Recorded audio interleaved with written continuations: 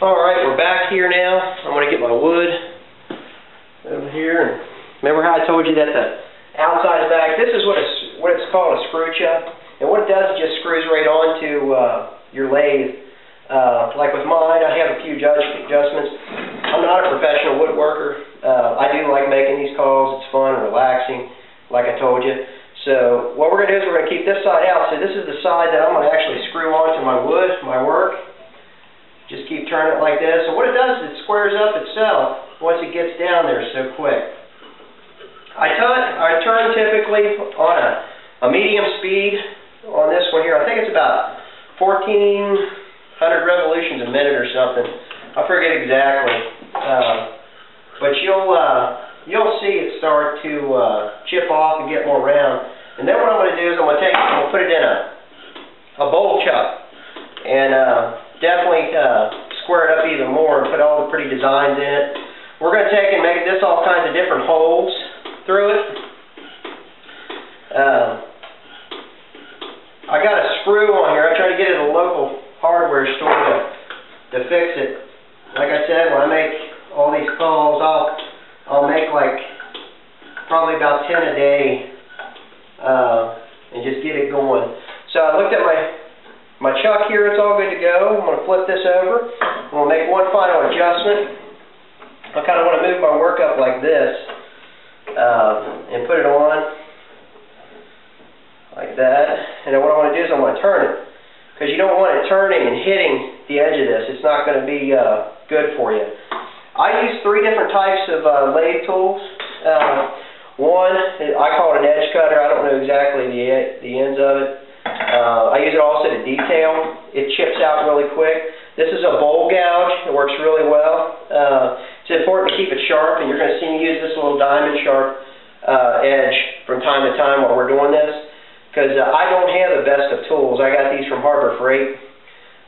They're Pittsburgh. They're not high-speed steel. Typically, you want to use high-speed steel when you turn anything like this, because it lasts longer. You don't have to keep interrupting yourself going back to sharpen your tools. I'm going to throw my jacket on. I use an old BDU coat. Reason being is it's warmer. It also protects my arms, unlike a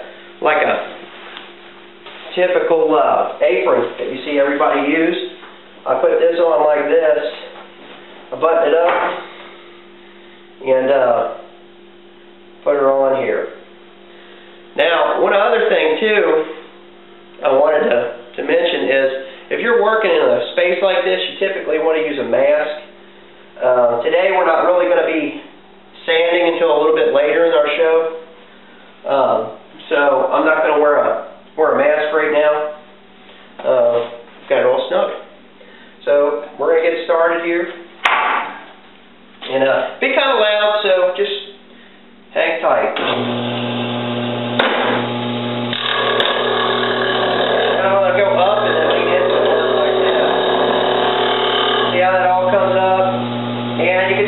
Smoother a lot. You'll see a lot of people. See how it bounces? It's still not round yet. It looks round on the lathe, but it's just not. So see how that comes out? Just keep turning.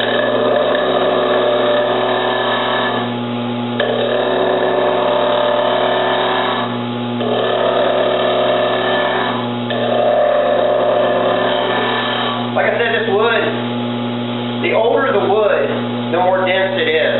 Like I said, this is a 150-year-old maple taken out of boards of a schoolhouse.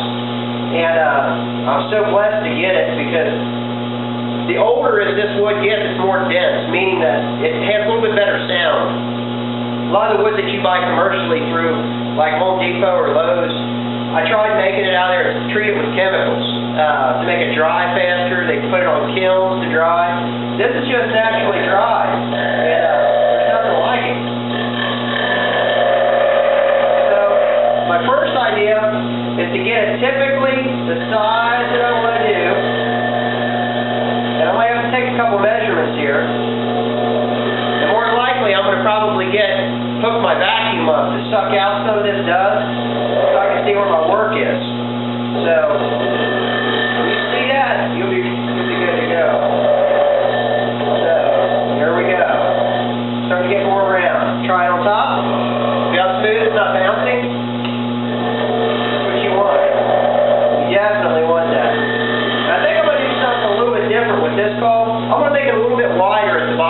you got a cup in your hand, and make it almost like a triangle type, you know. So that way it'll give you a little more sound. Because I have soundboards that I put in here. That's one of the secret things. Some call companies don't. I know that Cody call makers do, and Cody's got some really nice calls, but man, are they expensive. So not that I'm copying off of them, but I've got a lot of ideas over the years that I've just changed and tried my best with them. So I'm going to stop right there and let you take a look, and you're going to see how it is. Now you're going to have a little chips out of your work, but you can see how round that is now. And it's going to make a pretty call. I'm going to go ahead and get my vacuum hooked up to you. So just take a couple seconds here.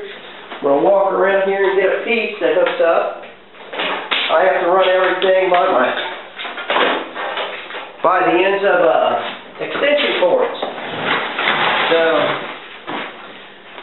now this vac, it's annoying, but man, does it help. So plug this puppy in here like that. Stick that in there.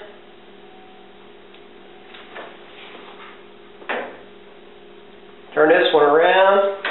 Now I'm going to go get my piece, and I'm going to measure, see how it is. You're going to see, this is a piece of slate that I dropped. That's one thing you don't want to do, is drop your work. These things are about $1.70 a piece. I order them for right out of Pennsylvania. They're mined, and what they do is they cut it with water. I tried making it out of creek beds and stuff, but it was too hard. But what we're going to do is I use this for a center punch, and I like to see that's too thick for your call. When you lay it in here, you got that. See how that fits in there and it slides? So I'll take it like this, and we still got a little bit to cut off. So I want to take it down a little bit more, turn my vacuum on, and really get throwing some chips.